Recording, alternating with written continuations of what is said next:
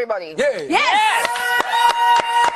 Sunday motivation. All right, so he is arguably the foremost global African brand and reputation architect. Correct. Who has traveled the length and breadth of this continent, crafting campaigns for corporates, retailers, banks, universities, government, you name it. Even helping to get President Atta Mills and John Mahama of Ghana elected in 2008 and 2012 respectively. He is the founder of the award-winning African brand and reputation advisory firm Brand Leadership Group and has been named one of the 100 most influential Africans by New African magazine. It gives us such great pleasure to welcome Thebe Ikalafeng!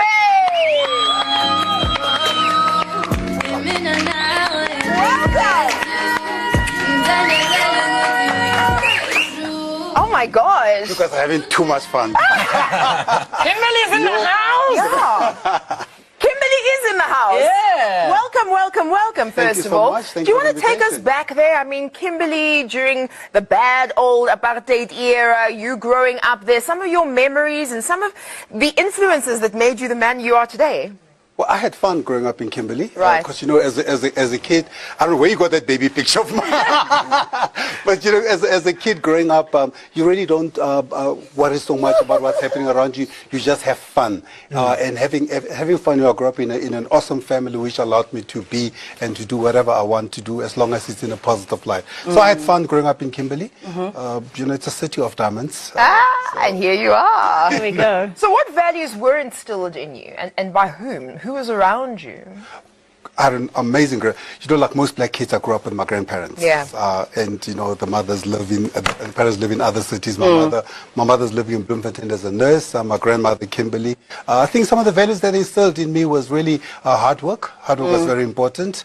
We had to study. We had to do our home chores. We had to really had to apply ourselves and just to be good people. And to go to church, even if you have to be beaten up to go to it, you know. Get up in the morning at 6 o'clock, before you go out. You know, being the oldest boy, you know, you also had to do a little bit of cooking. I'm not good at it. I'm terrible. But so, all those. So, but it's turned you into an amazing human being. Well, it's turned me into a human being. An amazing one. Thank you. You have been consistently incredible since I met you in the 90s. Thank you so much, Kuli. You're not supposed to tell people who were around then. You know, this is trending. So it's supposed to be only been around for the last 10 minutes. We created this. Come on now. Now, tell me something. You spoke about education. I like the hard work. I like the studying and all that sort of thing. And you went to university to go study accounting. What was the dream when you went to varsity? Did you want accounting?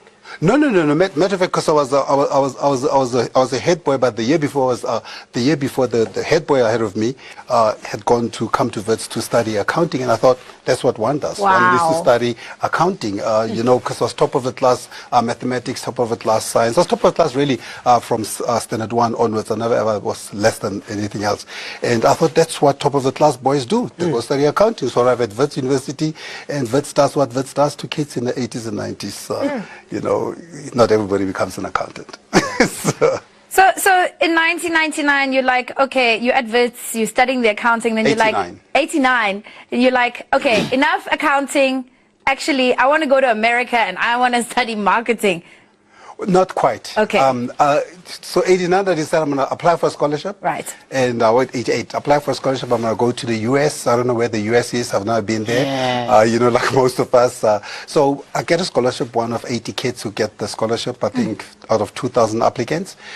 End up in a city I've never heard of, in Dayton, in Ohio. Right. And one evening we're in a nightclub. I meet lots of South Africans dancing, happy. And they said to me, Thebe, you are here too. Some guys, I said, yes, boo, just like you, I'm here too. And he says to me, what you coming to do, dog? I said, accounting. I'm going to become a CA. He's like, but you don't look like one. Okay. You don't look like one. You've come all the way here to be something that you're not. He says, just relax, have fun, find yourself, and be what you want to be. Now, being what you want to be, tell us about applying for 80 jobs in the States and then eventually getting one from Colgate. What was that all about? Well, 80!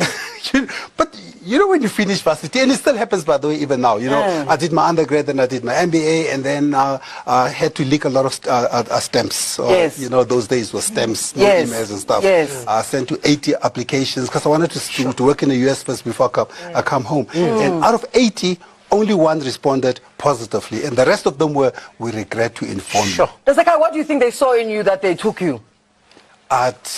A desperate black kid, no, I don't know. Well, you know, I think when I got the chance to go to New York for the interview, my mentor then, Philip Berry, was the highest-ranking black executive at that time, and you know, she saw in me just a well-packaged kid who speaks a proper English. I mean, because even those days I was dressed very well as a student. I was probably unstudent-like because you know I was dressed well in suits. I arrived in New York and says, this boy is well packaged. She says, you're just going to fit in here. Of course, thanks, Granny. But thanks, Granny. But having said so, you know, I'll tell you the one thing I always tell people is that we spend that weekend, he says, you know, as a black brother, he says, I want you to come spend time with my family on the weekend. I want to take you shopping, look around New York, get you familiarize yourself. I've been to New York as a student, but now I was going there as an employee. And, you know, 2-3 weeks before we started, took me to shops. He says, this is where people buy, this is where people get tailor-made suits. This is where people get custom-made shirts. I think you should order some. So I'm like, okay. So I'm thinking the bride's going to pay for me. There were no blessings then. So he says, well, take out your credit card number, student credit card, swipe, you know, shirts. And, you know, and he said to me on the way home, I want to make sure that the day you start working here in corporate on 300 Park Avenue, which is the main corporate street in New York, and he says, I want to make sure that the day you start, they don't judge you based on how you look. Wow. They give you a chance on what you know. Brilliant. And, you know, those lessons that one learns, because, you know, 55% of the impressions that people make about you are based on your visual. You wrote a book about that. Well, I wrote the first book in the continent ever on personal marketing, on personal branding. 20 years ago, actually. Well, Felicia was involved there somewhere. I read it. So tell me, you took several jobs, and one of the jobs you got to rub shoulders with the who's of sport, right? You played a round of golf or several with Tiger Woods, Michael Jordan, also somebody who was around. I didn't play golf. Tiger will kill me. Oh. I will say I brought my golf clubs. Yes, you were there. You were present. Were amazing golf clubs. I still don't play them. You know, I bought a limited edition Callaway gold set. Still don't play the game because I don't understand why people walk around chasing a little ball, white ball, the whole day for nothing. But I hung around Tiger, obviously, hole to hole, and his managers and everybody. Yeah, we had fun. But my question around someone like Tiger or some of the people who are associated with Nike, where you worked, right, is reputation management. You know, how important is that, and what was some of your influence and your learnings in that space? Just watching the bricklayer story about 1 or 2 or 10 or 7, you know, because that's what brought Tiger Woods down. You know, it's like, oh my goodness, they're talking about Tiger. No, talking about the bricklayer. No, you know, because I think what one learns, what's important is when it comes to managing your reputation is that which you project must be the same as that which is inside. Because the brand outside must be exactly the brand inside. Because there's a lot of conflict if you show one picture, because when you go back home, you're going to have a lot of internal conflict. So one of the things I've learned is really that what you think, what you touch, and what you do must all be aligned. So the brand inside must be the same as the brand outside, because you don't want to be at conflict at all time. You know, and that's what I think Freya Starr says. If the things you do are different from the things from who you are, you'll never be happy. Right. So I think the lesson from a Tiger Woods perspective is that he projected this wholesome American superstar, family, married, and children. But we know back at the hood what was happening. Why didn't you advise him? But stay away from those. Oh, but that Tiger then was young. So then he was young in his 20s. He was a superstar. He was #1. He just won the Masters with a record score. So that Tiger was still perfect because his father was still alive. His dad was there. He had a very strong, father who was around, and the mother was very involved. But now the Tiger that got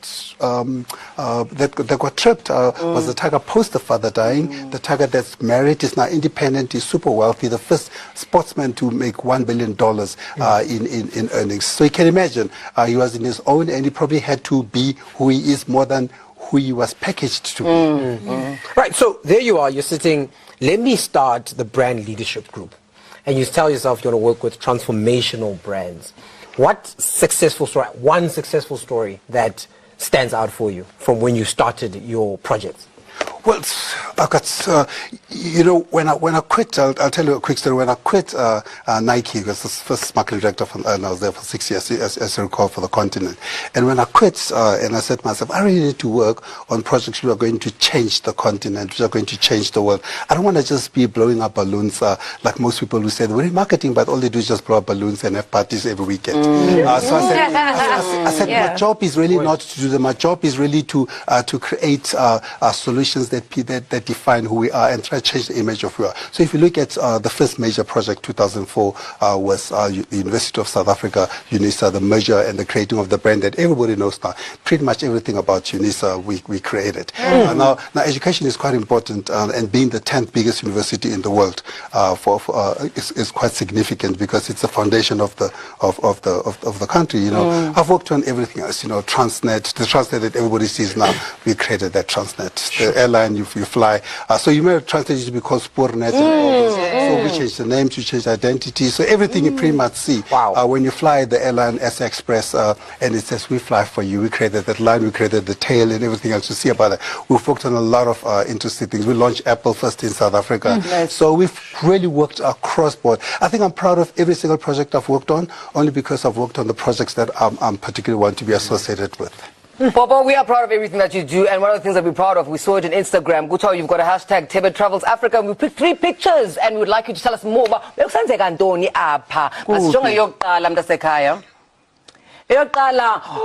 that was not in Cape Town. Tell us what was going on. So 3 years ago, I said, let me go to Kilimanjaro. I said, as an African, you need to summit Kilimanjaro. I said, how could you not go to the highest mountain in Africa if you're an African? So summited Kilimanjaro on Mandela's birthday, 2005, and 15 rather, on Mandela's birthday. Then the following, I said, I'm turning 50. 50th, how do you do 50 properly? I said, you have to do it on top of a mountain, at the highest. So then after doing that, then you get bitten by this crazy bug. Let's see what else, and then I ended up there. That picture that you see was me trudging and struggling in Argentina, trying to get to a 6,800 meters high mountain. But I didn't go that far. It was cold. It was minus 30 degrees. It was just a hard mountain. None of us summited. It was a difficult mountain. But well, you got further than most of us here. Let's check out the next one. We stayed at home. We stayed at home. Whoa! That is not Durban. What's going on there? I was in, that's a couple of weeks ago. I was in Cairo. And you managed to go all the way? Well, I've done every single region. So Rabastad though, Cairo.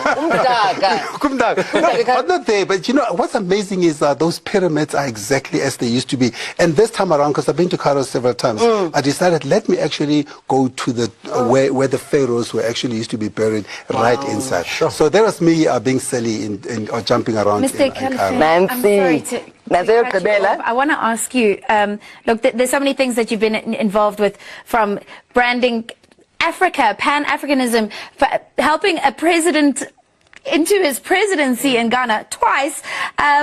But before we even go into any of that, and before we have to say goodbye to you, can you please give us 5 tips on personal branding that you would that you would like to impart on us off the top of your head? How would you suggest to us that we brand ourselves? Top 5 tips. You guys have done so well already, but for everybody who are trying to build a brand, the most important thing is clarity. You must be clear as to what it is that you want to be, and the second most important thing is you must be competent at something. Because I always hear people say, "But I brand, but I want to become a brand." I says, "What are we branding? Because we need to brand competence. We need to brand something that you can do." Like that. So it's the second thing. The third and most important thing is you need to be consistent, because brands cannot have PMSs. You can't be one day you are like this and tomorrow you are like that.